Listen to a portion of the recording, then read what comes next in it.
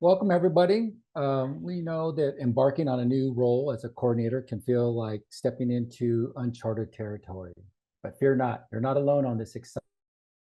That said, we'd like to welcome you to the 2024-25 new coordinator training from the California Department of Education. We're here to guide, support, and teach you what you need to know to be successful in your new role. That said, my name is Paul Valencia, and I will be your producer for today's webinar, which is a focus on managing users. Before we hand it off to our very knowledgeable presenters, let's address a few housekeeping items.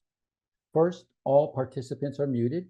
Therefore, in order to submit your questions during the presentation, you may use the questions and answers feature in Zoom. Please do not confuse this with the chat feature. For this webinar, we will only be using the questions and answers feature. Second, a copy of today's resource guide was sent to you via email. If you haven't received it or need to access it again, the link has been placed in the chat box. Clicking on the link will take you to a folder where you can download the guide or make a copy into your own Google Drive. There is no edit access from the link we shared. You may have to make a copy first. In fact, I'll drop it in right now.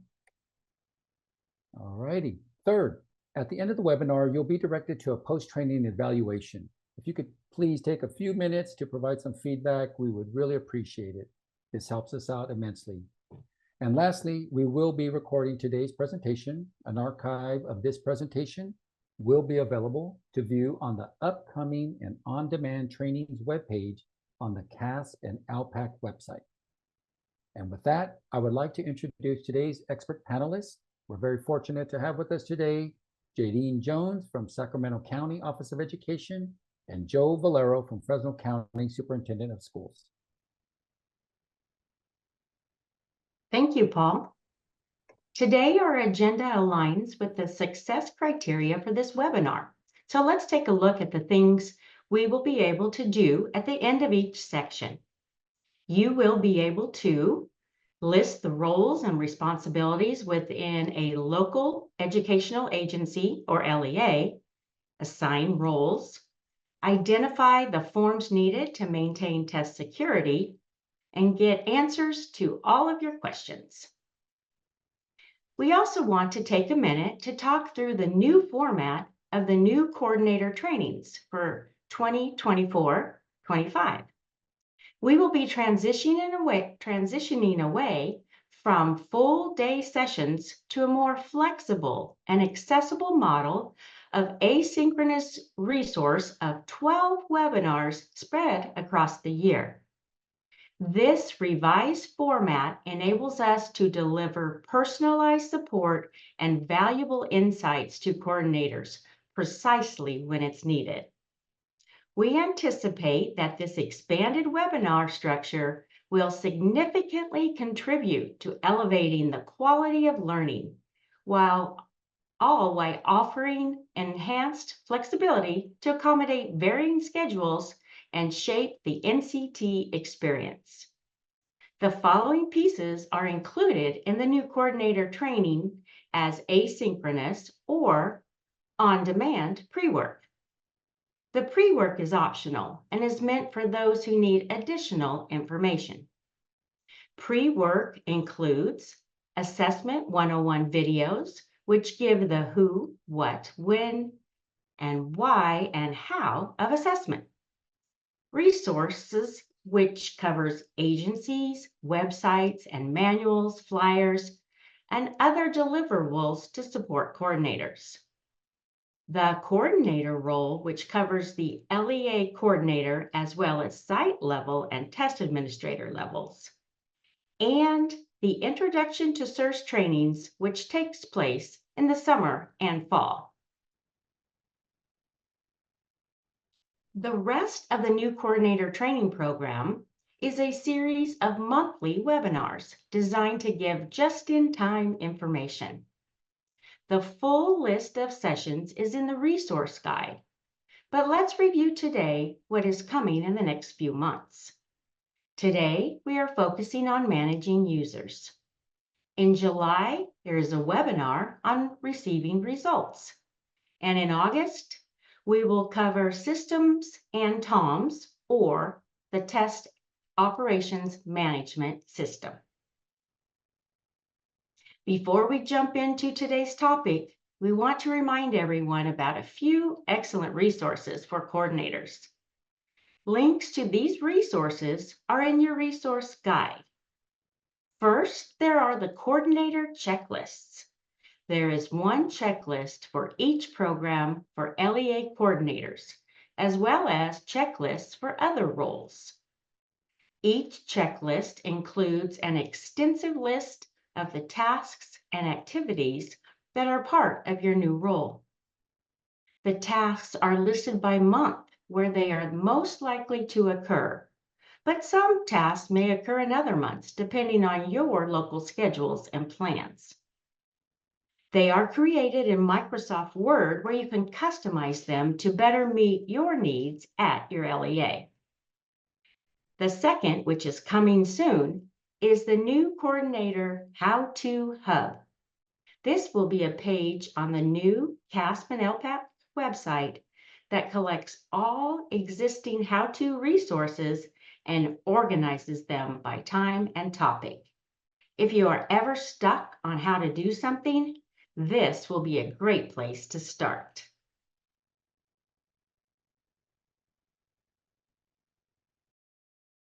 All right, thank you, Jay Dean.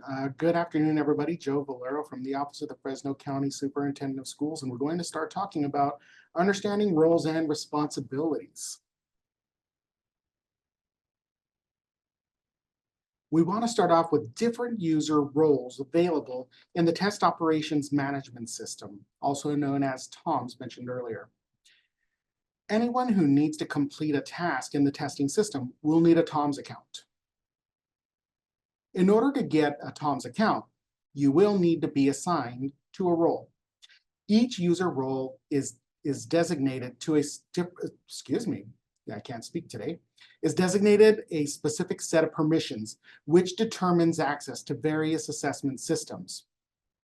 The available roles are Superintendent, LEA CAASPP Coordinator, LEA ELPAC Coordinator, Site CAASPP Coordinator, Site ELPAC Coordinator, CAASPP Test Administrator, CAASPP Test Examiner, ELPAC Test Examiner, IA Administrator Only or Interim Assessment Administrator Only, Educator District, Educator Test Site, Educator Roster, and Tools for Teachers Only.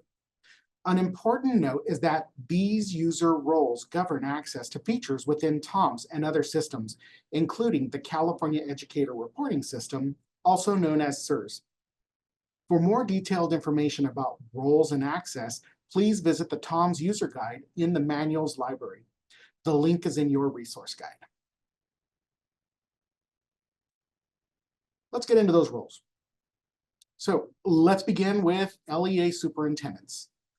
This role is automatically assigned to LEA superintendents and charter school administrators listed in the California School Directory, or CSD. This role has the following system responsibilities and permissions: assignment and designation of LEA coordinators, removing the permissions from LEA coordinators, designate one LEA coordinator as the primary LEA coordinator. Only the superintendent and the primary LEA coordinator can assign the LEA coordinator role to other users. If the superintendent does not designate a primary LEA coordinator, the first user assigned the LEA coordinator role will automatically be designated as the primary LEA coordinator. Superintendents will also have access to completion status reports in TOMS, access to assessment results in CERS for all students in the LEA, and the superintendent can designate user roles for the current and upcoming school year. Let's talk about the LEA coordinator. As an LEA CAASPP or ELPAC coordinator, you have many roles and responsibilities related to planning, preparing, and supporting testing. The major responsibilities are knowing and following state law and regulations, This means being aware of changes related to any assessments. These are found in Federal Title V regulations. Maintaining security of assessments and materials, informing your site coordinators of their responsibility pertaining to secure materials, designating other LEA coordinators as needed, training and supporting site coordinators from the planning and preparing stages of testing all the way through the reporting of results. Preparing, training, and supporting both in-person and remote testing. Preparing and managing technology needed for testing. Communicating with key interest holders, including letting them know initial information, as well as updating them throughout the testing administration. Accessing LEA reports and storing locally as needed. And also reporting results and understanding the use of the results accurately. That was the LEA coordinator role. Let's move over to site coordinator. As LEA coordinator, you will need to identify who the site coordinator is for each school. Now, let's clarify. We're not suggesting that you just randomly go over and select someone at each site to take this role. Instead, we encourage you to collaborate with a leadership team to establish a systematic approach for identifying suitable candidates. And you'll want to know who this person is at each of your sites. Each school or site will have at least one site coordinator. The site coordinator's duties involve collaborating with the LEA coordinator to establish testing administration procedures. Site coordinators with the highest permission level at the site automatically gain access to the California Educator Reporting System, also known as CAASPP, the repository for all assessment results. And they possess unique capabilities within TOMS that other user roles lack, including adding users, uploading accessibility resources, and other various functions. So for us, I'm going to take a step back really quickly. Locally, in my organization, ours are typically the site leaders, the principals at each of our sites. We are a unique organization here. We're a county office, but we still have our own internal schools. And so once again, at these sites, the principals, I'm the one that goes over as the LEA primary coordinator. I designate them as site coordinators, and then they oversee testing for each one of their sites. Now, in my previous organization, it wasn't the site principals who were the site coordinators. It was the learning directors or vice principals. And they kind of work hand in hand. Even the name was interchangeable, but vice principals, assistant principals, learning directors, those were our test site coordinators. And then the principals were usually either educator, test site, or a different role, but they didn't necessarily facilitate, and they weren't necessarily the site coordinators. So it just depends. It depends locally in your context. There is no right way to do it. There are many different ways to do it. So that just happens to be one way in our organization. It looks different. It will vary. So let's shift over to the CAASPP test administrator or test examiner. There are some differences in roles between CAASPP and ELPAC. So let's start with the CAASPP. For CAASPP, there is a test administrator role and a test examiner role. CAASPP test examiners, or TEs, administer the California alternate assessments as well as the general assessments, while test administrators, or TAs, can only administer the general assessments. So I'm going to take a step back one more time. Test examiners in the CAASPP system, they can administer the California alternate assessments as well as the general assessments. Test administrators, or TAs, can only administer the general assessments. Test examiners will need to be set up early in the year in order to administer the CAA for Science, which has a window that opens in September. According to Ed Code, a test administrator is an employee or contractor of an LEA or an NPS who has signed a CAASPP test security affidavit and has received training to administer the CAASPP achievement tests. A test examiner is an employee or contractor of an LEA or an NPS who has received training to administer the CAAs and is a certificated or licensed person. Test examiners should also be familiar with the student and their mode of communication. If you have staff that need to administer both the CAAs and general assessments, you will want to set them up as a test examiner. Once again, if they need to administer both the CAAs and general assessments, you'll want to set them up as a test examiner. This will allow them to administer the CAAs as well as the general summative assessments. Let's turn to ELPAC test examiner. For the ELPAC, a test examiner administers both the ELPAC and the alternate ELPAC. There is no distinction between alternate and general assessments like there is for the CAASPP. An ELPAC test examiner is an employee or contractor of the LEA or a non-public, non-sectarian school who has been trained to administer the summative ELPAC and a proficient speaker of English as determined by the LEA who has complete command of pronunciation. Well, evidently I couldn't administer a test. So who has complete command of pronunciation, intonation, and fluency when administering the alt ELPAC. The test examiner should be someone familiar with the student and their preferred mode of communication. Let's talk about the educator role in more detail. The following roles are not commonly used within TOMS, though they can be of essential support to the LEA or site coordinator they work alongside of. An educator district role allows access to assessment results in SIRS for the entire LEA.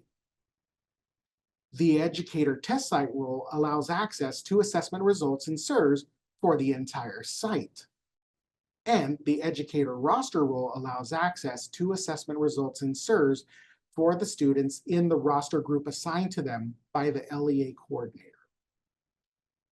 These roles are unable to administer any tests and do not have access to secure testing materials such as the DFAs inside of TOMS. We want to point out that although these roles start with the word educator, they do not necessarily need to be assigned to a teacher. For example, I doubt you would want to assign access across the entire district with the educator district role to just one teacher. Instead, these roles are meant for people who need this level of access without needing to administer an assessment. So a good example of that would be maybe it's your EL, oh my gosh, it just completely slipped my mind.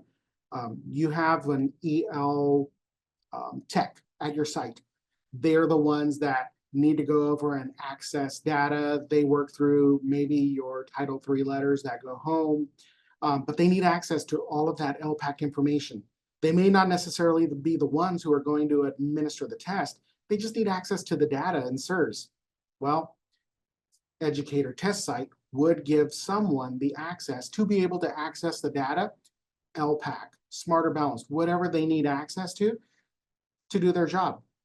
Maybe it is a district English learner coordinator. Maybe they're not necessarily going to administer the tests, but they definitely need the data inside of SIRS. And if you have that access, educator district or even educator site, you don't need to roster them to be able to see the students. They will have automatic access for everyone across the whole district. Many different ways we can go over and use those roles. Think about somebody in your organization who might need that role. Once again, somebody who may not necessarily need to administer the test, but they need access to that data. It will look different in different local contexts. Interim assessments role and tools for teachers role. The following roles are also available within TOMS. An interim assessment or IA administrator only role can administer interim assessments, score within the teacher hand scoring system, and access interim assessment results in SIRS for students that they are rostered to. This role does not give access to SIRS, but does not give access to any of the summative assessments in the test delivery system. Excuse me, let me rephrase that again. This role does give access to SIRS, but it doesn't give access to the summative assessments in the test delivery system. So in other words, you can see the data in SIRS, you just cannot administer a summative assessment in the test delivery system. The Tools for Teachers Only role can access Smarter Balance Tools for Teachers Only. Tools for Teachers is a website that provides educators with resources for supporting the implementation of the formative assessment process during classroom instruction. This role is ideal for those that do not need access to California assessment-related systems. This role does not give access to SIRS. An important note is that any user with an affiliated LEA email can self-register on the Tools for Teachers website. And with that, I'm going to turn it back to JD. Great, thank you. Setting up users in TOMS. Now that we have discussed the different roles and the permissions, let's talk about the actual process of setting up the users in TOMS. Adding users. As the LEA coordinator, you have options for how you want to add your users. The two we see primarily are adding your site coordinators and having them add users as at their sites, or you can add all users for your LEA. So two options, depending on the size of your LEA. I think most people tend to well, I won't say that. For myself, I add all the users for our LEA. But I know many other very large districts have their site coordinators. And so this is a choice that you have as to how you want to do that and manage that. Options for adding users, one by one or a batch upload. So as far as adding users, they can be added one by one or in a batch upload. This is exactly what it sounds like. There's an option to add them individually and an option to load them from a file in bulk. We have resources listed on a later slide that walk you through the process for both of these. Unless you are a very small LEA, chances are you will do your preliminary upload in bulk and then choose how to manage users throughout the year, either individually or by a batch. The timeline for adding users. Another consideration you will want to make is when to add your users to TOMS. Remember, the system reset every year with the big rollover is in July. This is just around the corner. In the past, ELPAC rollover occurred in July and CAASPP rollover occurred in August. Now they both occur in July. This means that all users are wiped out during this rollover, and you will need to re-add them every year. So just want to take a minute to encourage you to go into TOMS, into the report section, and to save some files.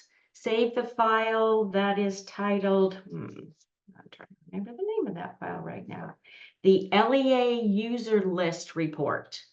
And that will show you who you gave access to this year and can help you get a jump start for next year. Also download the security form and remote administration status report. I look at that one as well to see there are some people in there that I assigned a role to but never ended up using them. So I use these reports and then reach out to the administrators and have them tell me who is no longer still employed, remove them, who needs to be added. So it gives me my base to go ahead and start with my upload. Joe, do you have anything you want to add for how you do it? I know you're a large county office. Yeah, no, we're very similar to you. So the biggest one, and I think you nailed it on the head, are the security. You can get a list of users who sign their security affidavits only because we know we've heard during audits the following year, because we lose access to those every year once the system rolls over. So if you haven't had a chance to go into the system, go on ahead and go in, download those reports, love it. And actually, you just remind me, I need to go in and download mine just in case we have an audit next year. And then the same, we download the user, the LEA users, and then we keep them in a spreadsheet. The only thing I just do a little differently is I upload it back into Google. That way I can go over, break it up into my different sites, and then I push that out to my site coordinators. And just really, it's just one of those, please delete out anybody who's not coming back. And then once they're good to go and they tell me, hey, everything is good, good and ready, I recopy that and then get that set for me to use for the rollover. So I don't have to do all that extra work, too much work. I try to be. Yes, and that's a great tip, Joe. I'm going to take that one forward. Thank you for that. So some of our participants out in the field, a tip from Joe right there. So when it comes to timelines, we recommend identifying the teachers who will need the test examiner role early in the year. So remember, CAASPP test examiners, or TEs, administer the California alternate assessment, while test administrators, or TAs, administer the general assessments. TEs will need to be set up early in the year in order to administer the CAA for science, which has a window that opens in September. Next, consider the TOMS roles that will be needed during the year. If your LEA is administering smarter balanced interim assessments, then you might consider assigning the CAASPP IA administrator only role to any teachers who plan to administer the interims at the start of the year. This role allows users to administer interim assessments, but not summative assessments, right? So just make note there. The IA only role could be turned into a TA role later in the year once training for the summative test is complete and the test window is approaching. So planning for these items during the setup process will make changes throughout the year easier.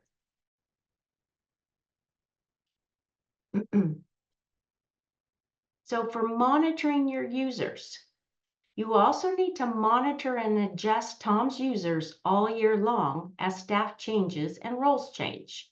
Because as you know, when staff leaves, your employer will then need to deactivate their user in TOMS.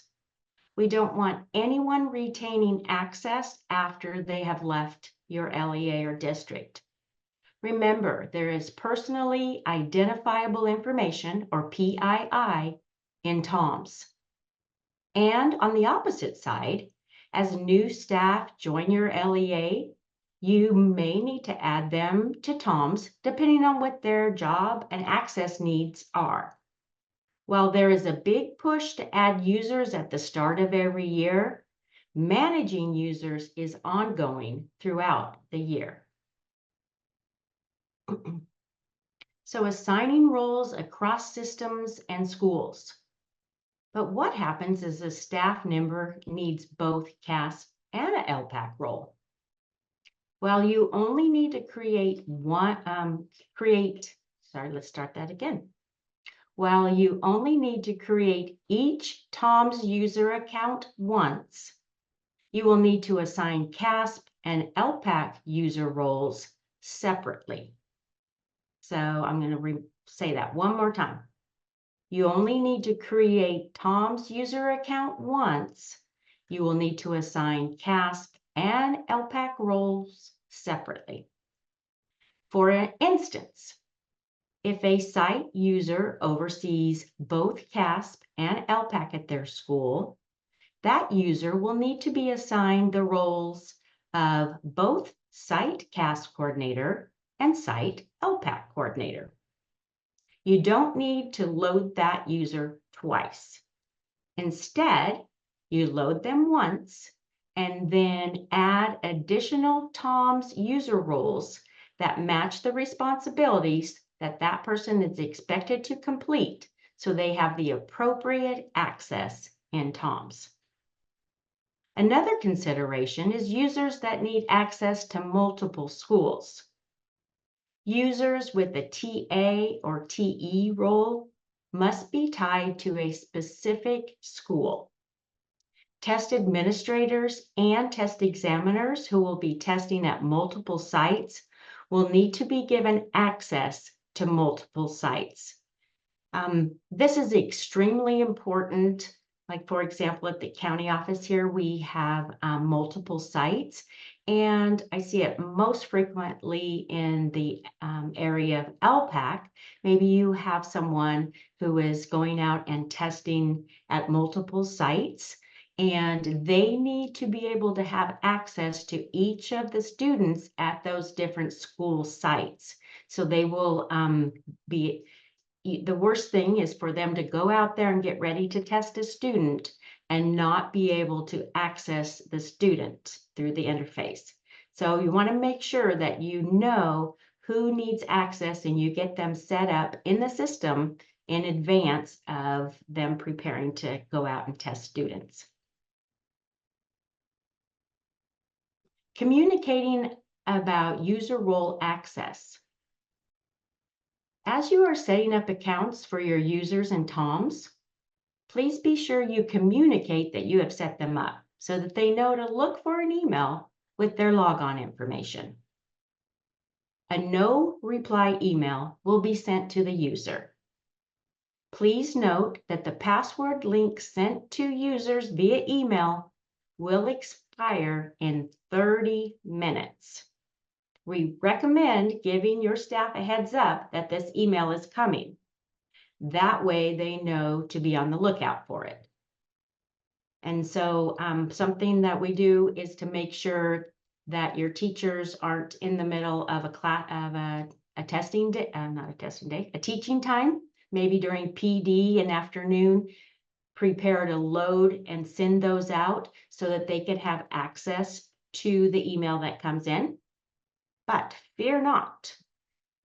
If your user is unable to access the link prior to its expiration, they can just click the forgot password link and it will reset. Once the users are set up in TOMS, their actual password expires in 90 days.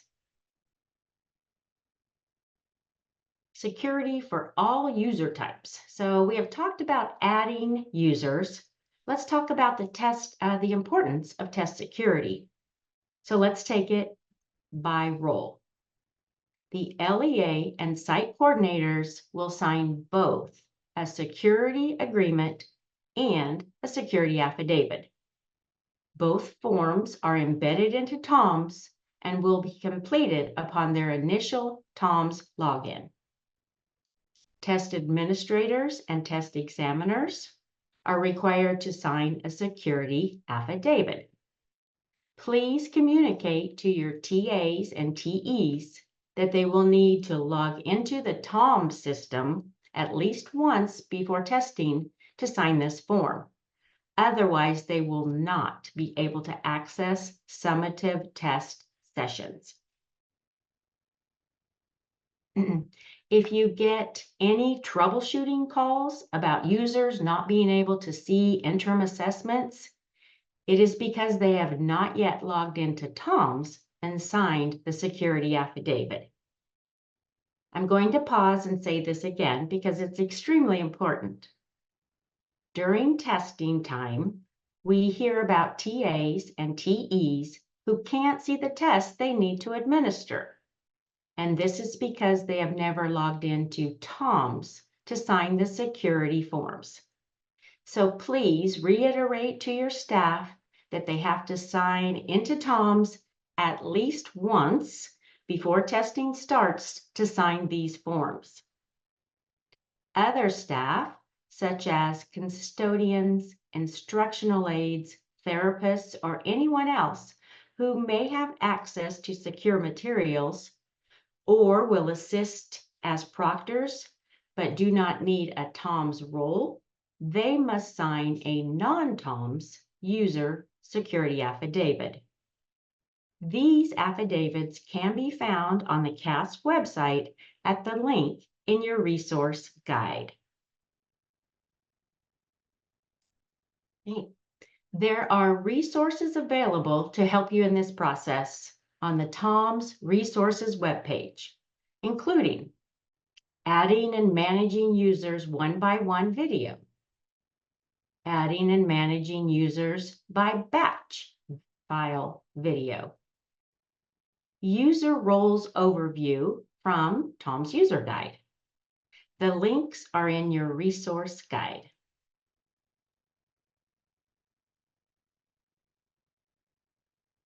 All right. Lots of great information. Now we're going to give everybody some homework. We have one last thing to do before we get to all of the questions, and that is to assign you some homework. I promise you, we're not assigning busy work. Instead, we want to focus, we want to focus you on the tasks that have some steps for you to accomplish. So we have some more homework for you here. And we want you to do these three things. First, find out who the test site coordinators are in your school or district. Usually there's already a system, it's already happening, and just figure out who are those, who are the current site coordinators. The second is to find out who loaded users into TOMS last year. How was it done? Individual or batch upload? And lastly, think about the staff at your school and the level of access they will need in the system. What role will they serve?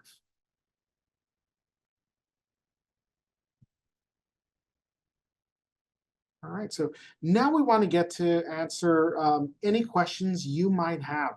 We'll spend the next part of this training answering questions right now. Dean and I will just stay off mute, and as questions come in, we'll answer them. And so we'll look for any questions that have come in. Yeah, Joe. I was going to say, I was going to read the one to you to see if I could help you out. Do you know when the 24-25 test security affidavit for non-TOMS users will be made available? Unfortunately, I don't know. Oh, that's actually a really good question. And so it's kind of funny. Some of you are probably looking at me look to the side because I'm actually getting onto the new CAASPP-ELPAC website to go over and actually look that up right now. And so you guys are gonna have to forgive me on the whole thing right here. Where are the questions? Oh, never mind, I found it. My Zoom just updated. I don't know if it updated for anybody else. Mine literally updated this morning. And I was sitting here saying, I don't know where any of the questions are. So let me look that up. Let me look it up and then we will see. All right, let me look. Okay, so Teresa, I see your question here about that you've asked about getting a separate column for the SSID number in the accommodations error report.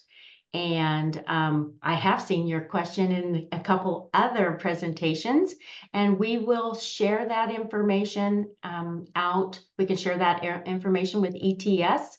That's not something we are able to edit, but we can definitely share that information. Okay, let's see. So I'm currently on the brand new website, the CAASPP-ELPAC.org website. And so, yeah, I still see the 23-24 affidavits up there. So what we'll need to do is we'll ask our colleagues at the California Department of Education and ETS to see when those will be updated. So more to come on that one. All right, here's another one. Hi, Joe briefly mentioned something to download in case there's an audit. Okay, is there a list or something? Oh, actually you can. That is in your TOMS and your Tom's reports, there is the security forms. No, there's a, yes, security forms and remote administration status report. And then there is another report where you can download all of the signed forms within Tom's. And then the LEA user list, I like to just download all of those in case we are ever asked. Yep, Just download them and save them in a file. yep. You'll see them when you are in Tom's under reports. They're the last two. They're the last two options, just like Jadine said. One of them is titled Security Forms and Remote Administration Status Report, exactly like Jadine said. And then the one right below it, Signed Security Forms. You never know. There was one district in our local area. It was during our assessment network where they were talking about this, where they didn't know they were going to be asked in an audit for those signed security forms. And so since we all have access to them right now, it's an easy thing. We just get into Tom's, download it, and then we save it. And you never know, we'll always be able to produce it if we need it. Okay, here's a question. Where do we find access to the recordings of the webinars? Okay, that will be on the new CAASPP-ELPAC.org website under Training and Communication, Upcoming and On-Demand Trainings, and then it'll be posted under today's webinar number 2, Managing Users. And you will, if you missed webinar number 1, those are already posted, the recording and the resource guide. Yeah, hey Jadine, I'm Yes. gonna drop the link right here. Thank you, Paul. So yeah, so the audience, they have access to that link, and that's where they can find the archive of these recordings. Thank you. That's better than me rattling all that off. Perfect, thank you. Oh, okay. Here's one. Would there be a webinar on how to run reports after testing? I'm not familiar with that, but I think we could add it to the items of request. Paul, are you familiar, or Joe? I know there was a recent scoring and reporting training that our colleagues at ETS put on. Oh, I want to say it was last week. Maybe it was the week before. Yeah. There are also really great videos, and the user guides, the online user guides, and the online Tom's manuals do a really wonderful job of going over and walking us through how to access those reports. So if you haven't had a chance yet, I would really recommend going over, getting into the manuals, and just they'll help you even just identify what additional reports are there. The other thing I would just add is whatever county office, whatever county your organization is in, reach out to your local county to see if there is a regional assessment network meeting that happens in your area. Typically, all of the regions are broken up into California, and there is some sort of regional assessment network where, you know, it's facilitated by a county office or a few county offices. And it's just a great way to go over and even talk to your colleagues. How are you pulling this? How are you downloading this? What is something we might need to look out for? So I would highly recommend going over, also reaching out to your county person.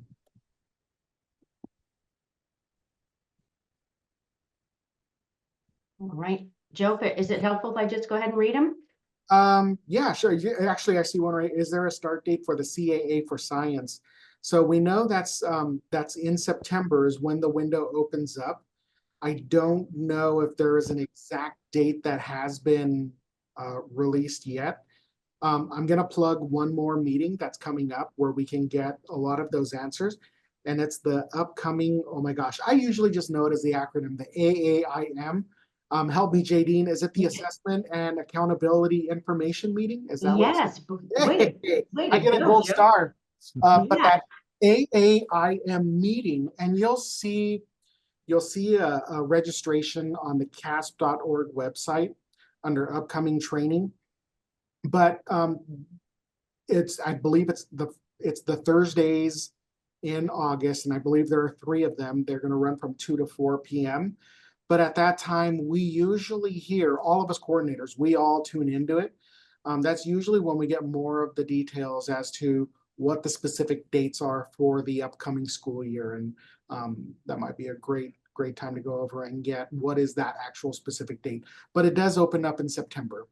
Right. And Paul put a link in there to the upcoming trainings. So thank you, Yes. Paul. Yeah, and Welcome.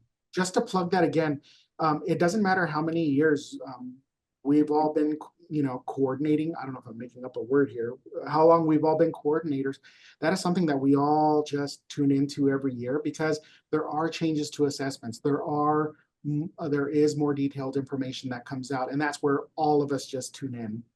Whether it's assessments, whether it's accountability, whether it's you name the assessment that's happening in California for the year, it's being talked about at that meeting, and they're all virtual. They're all via Zoom. Yeah, and there's always changes, Joe, right? So we're always learning new things. Yeah, nothing's ever the same.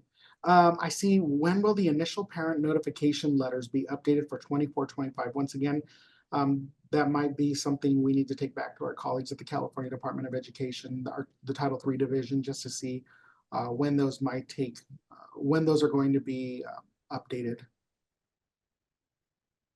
Yeah, I don't see a date on the current one that's posted. Yeah, July 2023. So based on the one that's currently posted, and it's dated July 2023, I would think maybe that's just around the corner for those to be released. But I know, Karen, that's when we begin testing too. Yeah, the window will open up, I think, July 3rd, correct? Yes. Okay. I see another really great question. I've started a document with all the new acronyms I'm learning. Is there a reference guide out there somewhere? Rather than yes, there is. So there was a new coordinator training that we would always put on in our local county offices. And I do recall there was a resource within the resource guide where it was just all of the acronyms inside of, I was going to say inside of SIRS, my goodness, in the testing world. Let me see if I can actually pull that up. And I Yeah. think it also might be an appendix inside of one of the, And one of the manuals. so let me see if I can pull that up while Sorry, I'm trying to look too. Good question there. but it does exist. So, let me see. There is a comprehensive list on CDE, the acronyms and initialisms as well. Ooh, nice. Do you have that link, Paul? I do right here. Oh, nice. Paul to the rescue. Thanks, Paul. Yeah, absolutely. The signs is not reporting under. All right, see a question here. The signed security affidavit report is not running under. No, that should work, Lily. Yeah, it's an LEA report. It's an LEA report, yeah. So it could be depending on what you're clicked on at the top as to which reports in Tom's. Looking at that. Oh, thanks, Lori. Lori says the new checklist for 24-25 have 2 pages at the end with all the acronyms. See it? What way to go, team. Thank you, Lori, for sharing that information. Love it. Sharing is caring. Oh, So, oh, okay, I see. So, I see what it's saying. You're saying nothing happens when we run it. I believe that's because when you run this report, it's going to send it to you in an email. So sometimes when we run reports in Tom's, it'll kick us into that new page, right? Where it's telling us, hey, your report is, for lack of a better term, it's marinating, it's being built, and then you'll see it's pending, and then eventually it's complete.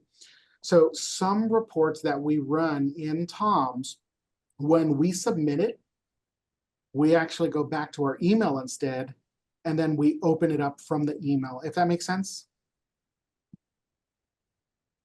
yes, that hopefully, Lily, you can reach out to me too as well. Oh, and thank you, Teresa. On the CAASPP page under About, she says there's some acronyms. And I just tried, Lily, to run the report, and it said you will receive an email shortly with downloading instructions. And so as Joe mentioned, it's one of those reports that won't, that you can't just click on Tom's and download. You need to follow the instructions in the email. Yep, there it is. And then you'll get a link, and then the link will expire within 24 hours. So once it's in the email, just click on the link and you'll be able to complete it right there. That was a great question. And sometimes it's the little things, right? Where we go over and we say to ourselves, my goodness, I know I did it right, but it's not popping up. So yeah, some of them, if that ever happens again, just, go to your email, give it time to go over. All right, here's a question. Not sure if this is the right place to ask, but when are our CAASPP scores public? And when is our CA dashboard updated? Yeah, that's a really great question. So CAASPP scores for the 23-24 school year, I'm trying not to screw up my years. For 23-24, that's the current one we're in, those will go public somewhere in October. So that's when we're going to get the scores for the entire state of California, and then we're going to get the scores for how other districts performed as well. The dashboard, that is going to come out at the end of November. So look out maybe the last week of November. That's when it looks like the goal is to go over and have those updated. So once again, end of November for the dashboard, mid-October for just all CAASPP results being released and being public. Now, that doesn't mean that your current scores you can't use now. You can definitely use them. The rule of thumb when you're thinking about your local data, because sometimes we have to report to boards or we have to put them on some sort of public document, we completely get that. We get that right there. So just slap preliminary all over it. You can share your own local data with, educational partners. What you cannot do is share other organizations' data publicly, if that makes sense. And we have our data so much earlier anyway, so it's a great way to go over and be able to use it to guide what we want to do the following year. Our colleagues at the California Department of Education and ETS, I want to also call them out as well. They've done such a wonderful job of going and working really hard to get us the data as soon as possible. Some of us were receiving scores end of May. So, I mean, back when I was a teacher, I don't want to sound like old man Valero, but we used to get our scores back in, in September the following year. And by that time, you're thinking, well, I have a new set of kids already. So everything is still fresh in our minds. We can reflect on what we did with our teaching, but also plan for what we need to do the following year based on that data, using that data.